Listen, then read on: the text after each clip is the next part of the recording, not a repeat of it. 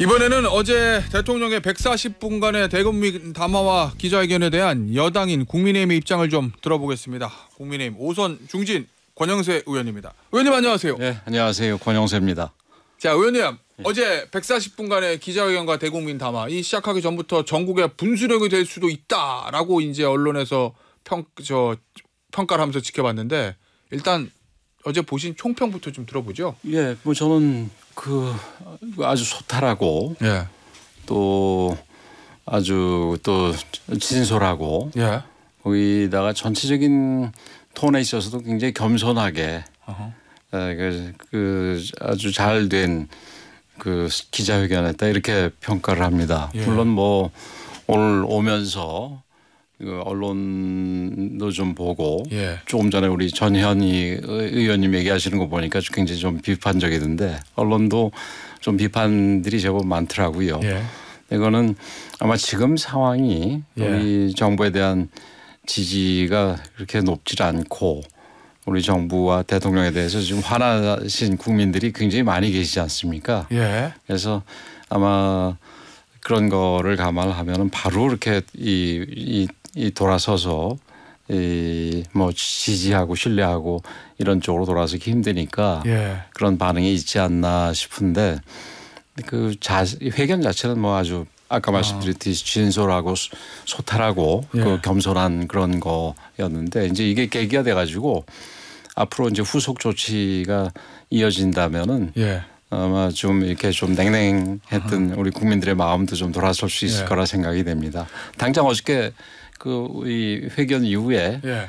이번 순방에서 김 여사가 동행하지 않는다 얘기가 나왔지 않습니까? 그런 예. 부분이 이제 거기 회견에서 나온 얘기의 어떤 구체화니까 뭐 인사 부분이라든지 기타 여러 가지 조치들이 후속 조치들이 따라쓴다면은 뭐 좋아질 수 있을 거다 이렇게 희망을 합니다. 알겠습니다. 의원님 오늘 아마 이제 갤럽 여론조사가 발표가 될 건데 예. 최근에 나오는 뭐 갤럽도 마찬가지지만 MBS 전국 지표조사도 그렇고 그 여론조사 기관마다 차이는 좀 숫자 차이는 있지만 취임 후 다 최저치를 기록하거든요. 예.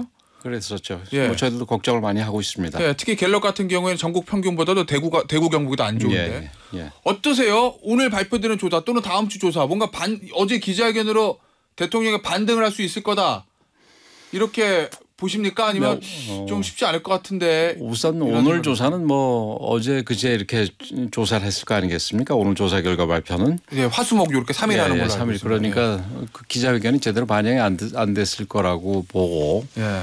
다음 주에 발표하는 거는 저희들은 이 기자회견이 예. 긍정적으로 반영되기를 희망합니다. 알겠습니다. 뭐 숫자는 뚜껑 열어봐야 알겠죠, 그렇죠. 의원님. 예. 자, 하나씩 좀 보겠습니다. 이 명태균 씨 의혹, 이 공천 개입 의혹, 요거에 대해서 대통령 얘기는 누구를 공천 줘라 이런 얘기는 해본 적이 없다. 예. 뭐 의견 개진을 할 수 있는 거 아니냐, 뭐 이런 얘기만. 그래서 의견 개진이 이제 뭐 이 영입위원회인가요? 거기다가 이제 본인이 알고 있는 명단 같은 걸 패스해 줬다는 얘기를 하셨고 거기에 대해서 민주당에서는 그게 공천 개입이다 이렇게 얘기를 하는데 그건 매우 무리한 얘기입니다. 무리한 얘기다. 예. 저도 뭐 공천심사위원장도 해보고 그랬습니다만은 그러니까 공천심사위원도 해보고 그랬습니다만은 인재영입위원회에서 이 받은 명단들을 저희들이 받아서 그대로 반영을 하거나 이런 거는 아닙니다. 그리고 대통령도 한 당원이고 중요한 분으로서 본인이 여러 가지 추천을 받거나 이런 사람들에 대해서 그냥 뭐 난 개입하면 안 되기 때문에 그걸 아무리 좋은 사람이 있어도 그거를 갖다가 그냥 묻어두는 거를 기대한다. 그건 오히려 좀 마이너스가 되겠죠. 그래서 그런 부분에 대해서 잘 검토해서 반영을 해봐라 하는 거 정도는 저는 얼마든지 누구나 할 수 있는 얘기고 대통령도 예외는 아니라고 생각을 합니다. 그리고 김영선 의원 공천 문제에 대해서는 그렇게 깊이 어저께 다뤄지진 않았던 것 같은데, 근데 그 부분에 대해서 그냥 아마 대통령께서 얘기하실 무렵에는 공천이 어느 정도 진행이 됐을 때 얘기고, 그 뭐 무엇보다도 당시 대표가 이준석 대표 아니겠습니까? 예. 그래서 당시 공천심사위원회 분위기에서 예를 들어서 누군가가 이게 무슨 대통령이 이게 당선자가 요구한 거다. 예. 그래서 우리가 해줘야 된다. 뭐 이런 얘기로 인해서 결정이 됐다면은 그게 당연히 최고위원회에서 문제가 됐겠지요. 예. 그런데 그런 게 전혀 없이 그냥 김영선 의원으로 됐던 거 아니겠습니까? 예. 그래서 그런 걸로 볼 때 대통령이 뭐 어떤 형태로 얘기를 했든 그게 반영이 돼서 이루어진 공천은 아니라고 생각을 합니다. 의원님 그저 김영선 의원에 대한 얘기는 어제 많이 다뤄지지 않았다. 의원님의 이제 언급이신데 실제로 좀 그런 게 어제 그 부분에 대해서 대통령 뭐라고 얘기했냐면 무슨 공천에 관한 얘기한 기억은 없다. 다만 했다면 당에서 이미 정해진 얘기 그거를 아마 전달한 거다. 뭐 이런 취지인데 그런 정도만 다뤄졌죠. 근데 사실은 대통령 워딩이 이제 공개가 됐는데 거기에는 이렇게 나와 있잖아요. 김영선을 주라고 했는데 당이 말이 많네. 이렇게 본인이 뭐 당에게 김영선을 주라 이렇게 얘기했다고 얘기를 본인이 했는데 아마 기억이 정확하지 않을 수도 있고 그래서 그러실 텐데 뭐 저는 그만큼 대통령이 김영선 의원에 대해서 이렇게 확실하게 밀지 않았다라는 하나의 증거가 되지 않겠나 이렇게 봅니다. 의원님 그리고 그 앞서 말씀하신 그 저 인재영입위원회 패스 이제 명단을 넘겼다는 부분이요. 야당에서는 언급해 주셨지만 뭐 김용민 의원도 그렇고 앞서 인터뷰한 전현희 의원도 이 공천 게임 자백이다. 이거보다 이렇게 얘기하는데 그게 무리한 얘기라는 근데 겁니다. 의원님 이게 이제 의견 개진을요. 그냥 초선 의원도 아니고 대통령이 본인이 받은 명단을 전달해 주면서 괜찮으니까 한번 검토해 보쇼. 이렇게 의견 개진하면 듣는 공관위원으로서는 대통령의 의견 개진에 대해서는 굉장히 좀 부담 느끼고 야 이거 오더 아니야 이렇게 느낄 수도 있는 거 아닙니까? 그 이제 뭐 비슷하다고 볼 수 있는 게 이제 선거 앞두고 그 이 고위공직자들이 이 퇴임을 하고 선거에 나가지 않습니까? 대통령이 다 수리하고 내보내지요. 그렇게 됐을 경우에 그것도 뭐 그렇게 얘기하면 공천 개입이다 이렇게 얘기할 수 있는 거 아니겠습니까? 근데 실제로 지난번에 그 장관 출신들이나 대통령실 출신들이 굉장히 많이 나왔습니다. 대통령이 사표 수리하면서 뭐 잘하라 이런 얘기하면서 보냈다고 해서 다 나왔는데 그 공천 뭐 이 경선에서 떨어지고 아예 심사에서 떨어진 친구도 많습니다. 그래요? 그래서 그런 부분을 공천 개입이다 이렇게 인재영입위원회 패스하는 것까지 공천 개입이다 이런 거는 무리입니다. 의원님 그러면요 제가 궁금해서 그런데 예를 들어서요. 아이고 저 SBS 김태현의 정치쇼 진행하는 김태현이 괜찮은 것 같으니까 한번 저 검토해봐. 여기까지는 의견 개진이라는 말씀이시잖아요. 그러면 공천 개입까지 가려면 어떤 행동까지 있어야 되는 겁니까? 이 사람 공천 줘죠 뭐. 공천 그 인재영입위원회가 아니라 공천심사위원회 이 사람 공천 줘. 그럼 예를 들면 김태현 비례대표 뭐 2번 비례대표에서 상위 순번 뭐 번호까지야 지정을 뭐 할 수도 있겠지만 그러니까 뭐 상위 순번 정도 줘 뭐 하거나 안정권에다 배치해 줘 이러면 뭐 확실하게 공천 개입이죠. 그리고 이 친구 여기 A 지역구에 이 친구에 꼭 좀 해주길 바래 뭐 이러면 그 공천 개입이죠. 근데 이제 이 친구 뭐 좋은 친구인데 뭐 저기 이 선거 나가고 싶다니까 공천심사위원회도 아니고 인재영입위원회에다가 주면은 인재영입위원회에서도 검토를 해가지고 공천심사위원회에다가 보내고 또 거기서 심사를 하는 거니까. 알겠습니다. 이미 한번 이 월이 한번 있는 거죠. 파이어월 같은 게. 알겠습니다. 의원님 어제 이제 사과라는 했습니다. 90도로 고개도 숙이고 그런데 어제 이제 기자들 질문도 한 2번 정도 있었고 오늘 일부 언론의 사설에도 지적을 했던데 처신이 부적절한 거에 대해 사과는 했으나 과연 구체적으로 무슨 일에 대해서 뭘 잘못해서 사과하는지 명백하지 않다. 이런 구체적이지 않다. 이런 지적들이 좀 있거든요. 그거 어떻게 보세요? 좀 흠을 잡기 위한 흠이 아닌가 이렇게 생각을 하는데 뭐 초등학생 반성문 쓰듯이 내가 뭐 오늘 뭘 안 해서 잘못했고 내가 또 어저께 동생이랑 싸워서 잘못했고 뭐 이렇게 하나하나 다 얘기하는 것보다는 오늘의 지금 여러 가지 어려운 사태가 일어난 부분은 다 내 부덕에 소치고 내가 잘못한 부분이다 이렇게 사과를 하신 거 아니겠습니까? 그리고 그 뒤에 이제 구체적인 질의응답 시간에서 그 여러 가지 문제들에 대해서 제기가 되면은 일부 해명과 더불어 또 그때 사과 내지는 뭐 그런 표현을 했지 않습니까? 그래서 그런 부분은 뭐 예를 들어서 어떤 부분에 대해서는 사과가 이루어지지 않았다 뭐 이렇게 지적을 할 수 있지만 포괄적으로 사과를 한 부분에 대해서 구체성이 떨어져서 그건 사과가 아니다 이렇게 얘기하는 거는 그거는 좀 심한 것 같습니다. 지금 아까도 앞서서 얘기했습니다만 현재 우리가 그렇게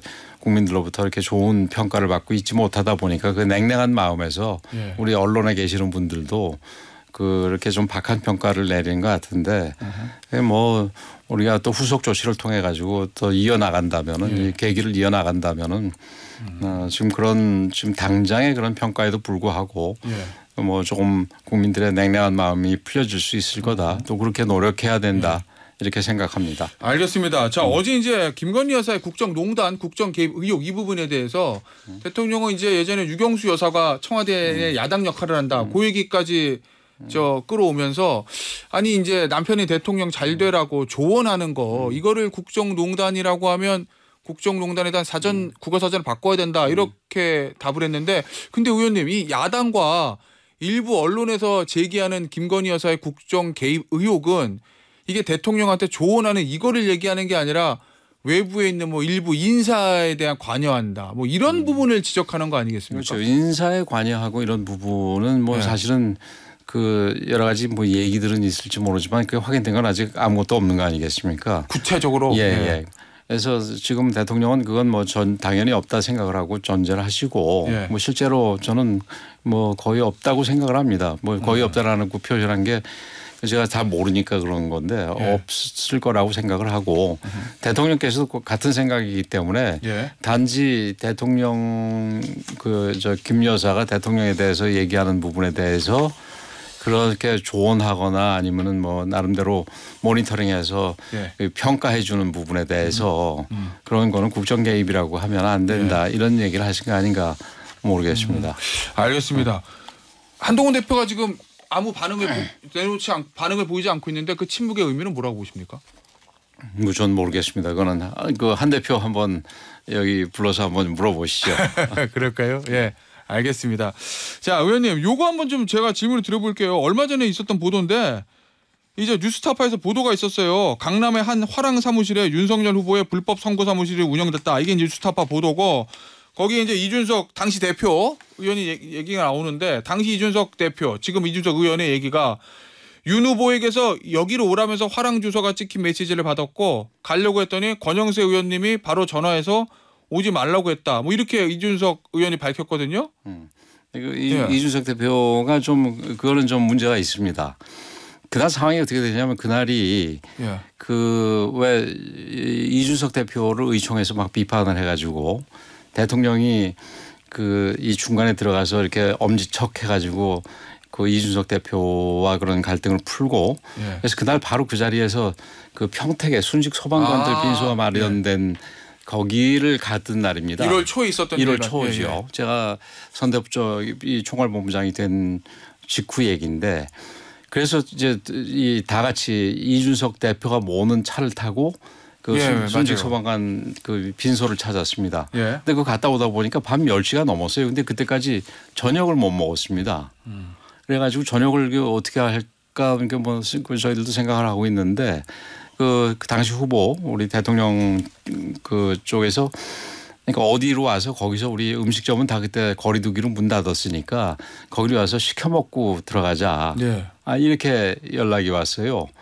그래서 처음에 이제 그 연락을 받고 저도 갈까 그러다 생각을 해보니까 지금 그 당시가 거리두기하고 이런 상황이기 때문에 우리가 아무리 밥 못 먹고 그다음 음식 시켜 먹는 거는 그 당시 규정에 해당되는지 어떤지 모르지만 어쨌든 그 취지에 반하고 또 여러 가지 또 잡음이 날 수 있으니까 그냥 오늘 우리 집에 들어가서 각자 먹자 이렇게 얘기를 제가 하고 그다음에 이준석 대표한테 제가 전화했는지 뭐 누가 전화했는지 모르겠습니다만은 오늘 그냥 각자 집에 가서 먹고 가지 말자 이렇게 얘기를 한 겁니다. 근데 거기만 보면은 거기서 무슨 중요한 회의가 있는데 제가 무슨 말린 것처럼 돼 있는데 그 뭐 아무것도 아니고 저는 그 사무실이라는 데를 글쎄 그날 가봤으면 그날이 처음 가는 날일 거고 저는 가본 적도 없고 그다음에 거기서 회의한 적은 더더구나 없습니다. 그래요? 네, 그 좀 이상하게들 얘기를 하더라고요. 선거 캠프 사무소 이런 건 아니다. 이런 말씀이세요? 밥 먹으러 모이자 그랬다가 해쳤던 겁니다. 예. 알겠습니다. 마지막으로 좀 짧게 부탁드릴게요. 한종호 대표가 5대 요구를 했었는데 어제 대통령 기자회견으로 그 요구 거의 다 들어준 거로 보십니까? 어제 그 뭐 우리 사회자께서 보셔서 알겠지만 그걸 넘어서 뭐 전반적인 거에 대해서 다 설명이 있었고 또 저기 거기에 대한 조치들이 있었고 그래서 거의 뭐 저는 한동훈 대표 그걸 기준으로 할 건 아니지만 그 내용들이 다 들어가 있다 이렇게 저는 생각을 합니다. 아마 언론에서도 그 부분에 대해서 지적하는 분은 없었던 걸로 알고 있습니다. 알겠습니다. 의원님 오늘 인터뷰는 여기서 마무리하도록 하겠습니다. 국민의힘의 권영세 의원이었습니다. 의원님 감사합니다. 예, 고맙습니다.